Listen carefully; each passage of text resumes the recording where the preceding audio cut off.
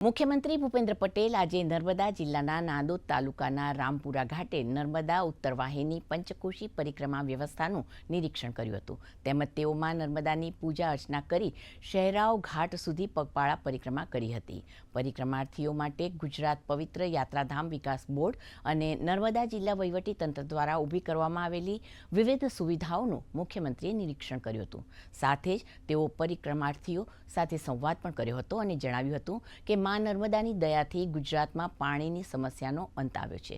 સાથે જ પ્રધાનમંત્રી નરેન્દ્ર મોદીના સતત પ્રયાસથી આજે નર્મદાનું પાણી ઘરે ઘરે પહોંચ્યું છે.